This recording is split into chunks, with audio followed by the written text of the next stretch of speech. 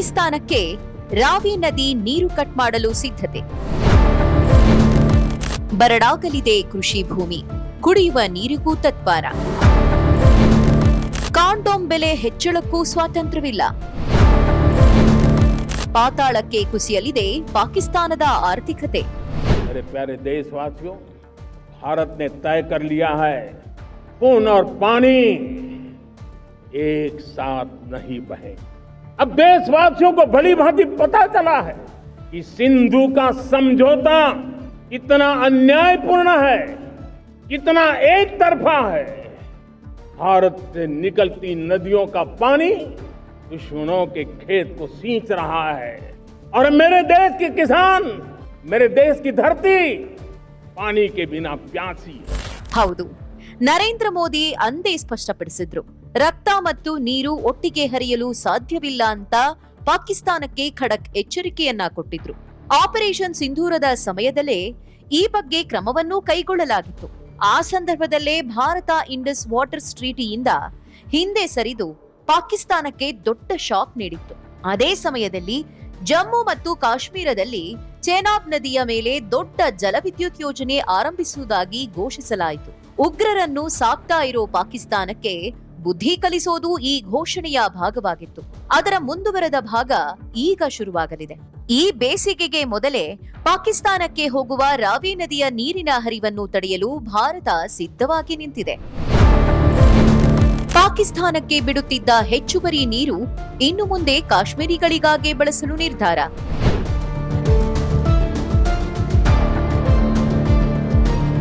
ಈ ಹಿಂದೆ ರಾವಿಯ ಹೆಚ್ಚುವರಿ ನೀರನ್ನು ಪಾಕಿಸ್ತಾನಕ್ಕೆ ಬಿಡಲಾಗುತ್ತಿತ್ತು. ಇದು ಅದರ ಕೃಷಿ ಆಧಾರಿತ ಆರ್ಥಿಕತೆಗೆ ಗಣನೀಯ ಬೆಂಬಲ ನೀಡ್ತಾ ಇತ್ತು. ಈಗ ಅಂತಹ ಉದಾರತೆಯನ್ನ ಪಾಕಿಸ್ತಾನಕ್ಕೆ ತೋರಿಸುವುದನ್ನ ಸ್ಥಗಿತಗೊಳಿಸಲಾಗಿದೆ. ಜಮ್ಮು ಮತ್ತು ಕಾಶ್ಮೀರ ಸಚಿವ ಅಹಮದ್ ರಾಣಾ ಇದನ್ನ ದೃಢಪಡಿಸಿದ್ದಾರೆ. ಗಡಿಯಾಚೆಗೆ ಕಳುಹಿಸಲಾಗುತ್ತಿದ್ದ ಹೆಚ್ಚುವರಿ ನೀರನ್ನು ಕಥುವಾ ಮತ್ತು ಸಾಂಬಾ ಜಿಲ್ಲೆಗಳ ಬೇಸಿಗೆ ಅಗತ್ಯಗಳಿಗಾಗಿ ಉಳಿಸಿಕೊಳ್ಳಲಾಗುವುದು ಎಂದು ಅವರು ಹೇಳಿದ್ದಾರೆ. ಈ ಬಗ್ಗೆ ಪಾಕಿಸ್ತಾನ ಈಗಾಗಲೇ ಅಂತಾರಾಷ್ಟ್ರೀಯ ವೇದಿಕೆಗಳಲ್ಲಿ ಆಕ್ಷೇಪ ವ್ಯಕ್ತಪಡಿಸಿದೆ. ಆದ್ರೆ ಮೋದಿ ಸರ್ಕಾರ ಅದಕ್ಕೆ ತಲೆ ಕೆಡಿಸಿಕೊಂಡಿಲ್ಲ. 1960ರ ವರ್ಲ್ಡ್ ಬ್ಯಾಂಕ್ ಮಧ್ಯಸ್ಥಿಕೆಯ ಒಪ್ಪಂದದ ಪ್ರಕಾರ ಭಾರತಕ್ಕೆ ಪೂರ್ವದ ನದಿಗಳಾದ ರಾವಿ ಮತ್ತು ಸಟ್ಲೆಜ್ ಮೇಲೆ ಸಂಪೂರ್ಣ ಹಕ್ಕು ಇದೆ. ಪಾಕಿಸ್ತಾನಕ್ಕೆ ಪಶ್ಚಿಮದ ನದಿಗಳಾದ ಇಂಡಸ್, ಚೆನಾಬ್ ಮತ್ತು ಜೆಹಲಂ ಮೇಲೆ ನಿಯಂತ್ರಣ ಇದೆ. ಆದರೆ ಪಹಲ್ಗಾಮ್ ದಾಳಿಯ ನಂತರ ಭಾರತ ತನ್ನ ಒಪ್ಪಂದವನ್ನ ಅಮಾನತುಗೊಳಿಸಿದೆ. ಪಾಕಿಸ್ತಾನ ಭಯೋತ್ಪಾದನೆಗೆ ಬೆಂಬಲ ನೀಡುವವರೆಗೂ ಸಂಬಂಧಗಳು ಮೊದಲಿನ ಸ್ಥಿತಿಗೆ ಬರೋದಿಲ್ಲ ಅಂತ ಭಾರತ ಕೂಡ ಸ್ಪಷ್ಟಪಡಿಸಿದೆ.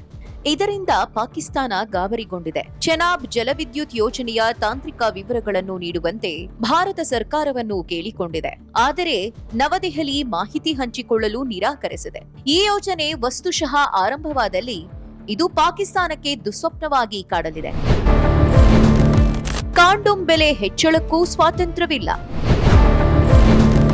ಅಧೋಗತಿಯತ್ತ ಪಾಕಿಸ್ತಾನ ಆರ್ಥಿಕತೆ.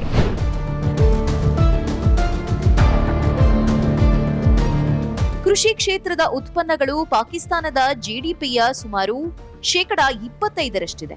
ಸಾಮಾನ್ಯವಾಗಿ ನೀರಾವರಿಗೆ ಬಳಸುವ ನೀರಿನ 80% ಇಂಡಸ್ ನದಿ ವ್ಯವಸ್ಥೆಯಿಂದ ಬರುತ್ತೆ. ಚೆನಾಬ್ ಮತ್ತು ರಾವಿ ನದಿ ಹರಿವನ್ನು ಕಳೆದುಕೊಂಡಲ್ಲಿ ಪಾಕಿಸ್ತಾನದ ಆರ್ಥಿಕತೆಗೆ ಅದು ದೊಡ್ಡ ಹೊಡೆತ. ಕೈಗಾರಿಕೆ, ಐಎಂಎಫ್ ನಿಯಂತ್ರಣ ಮತ್ತು ಸಾಲದ ಮೇಲೆ ಬದುಕುತ್ತಿರೋ ರಾಷ್ಟ್ರ ಪಾಕಿಸ್ತಾನ. ಭಾರತ ಈ ರೀತಿಯ ರಣತಂತ್ರದಿಂದ ಪಾಕಿಸ್ತಾನದ ನಟ್ಟು ಬೋಲ್ಟ್ಗಳನ್ನ ಬಿಗಿಗೊಳಿಸ್ತಾ ಇದೆ. ದೇಶವು ಸಾಲದ ಹಣದ ಮೇಲೆ ಬದುಕ್ತಾ ಇದೆ. ಅದರ ಹೆಚ್ಚಿನ ಹಣಕಾಸು ನೀತಿಗಳು ಅಂತಾರಾಷ್ಟ್ರೀಯ ಹಣಕಾಸು ನಿಧಿಯ ಮೇಲ್ವಿಚಾರಣೆಯಲ್ಲಿದೆ. ಸಣ್ಣ ನಿರ್ಧಾರಗಳಿಗೂ ಐಎಂಎಫ್ ಅನುಮೋದನೆ ಬೇಕು.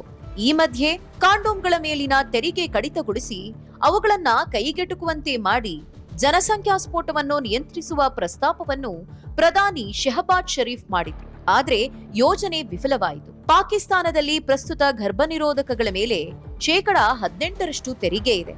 ಶರೀಫ್ ಅವರು ಈ ತೆರಿಗೆ ಕಡಿತಗೊಳಿಸಲು ಐಎಂಎಫ್ ಅನುಮತಿ ಕೇಳಿದಾಗ ಅದು ನಿರಾಕರಿಸಿತು. ಮುಂದಿನ ಹಣಕಾಸು ವರ್ಷದ ಬಜೆಟ್ನಲ್ಲಿ ಮಾತ್ರ ಪರಿಗಣಿಸಬಹುದು ಎಂದು ಕಟ್ಟುನಿಟ್ಟಾಗಿ ಹೇಳಿ ಕಳಿಸಿತ್ತು. ಈ ಘಟನೆ ಪಾಕಿಸ್ತಾನದಲ್ಲಿ ಕುಗ್ಗುತ್ತಿರುವ ಆರ್ಥಿಕ ಸ್ವಾಯತ್ತತೆಯನ್ನು ಹಿಡಿದ ಕನ್ನಡಿಯಾಗಿದೆ.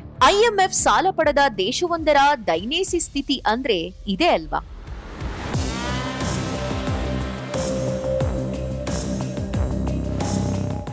ಪ್ರಸ್ತುತ ವೇಗದಲ್ಲಿ ಜನಸಂಖ್ಯೆ ಹೆಚ್ಚಾದರೆ ದೇಶವು ಶೀಘ್ರದಲ್ಲೇ 400 ಮಿಲಿಯನ್ ಜನಸಂಖ್ಯೆಯನ್ನ ಮೀರಬಹುದು. ಇದು ಆಡಳಿತ, ಉದ್ಯೋಗ ಮತ್ತು ಸಾಮಾಜಿಕ ಸ್ಥಿರತೆಗೆ ಅತಿ ದೊಡ್ಡ ಸವಾಲಾಗಿದೆ.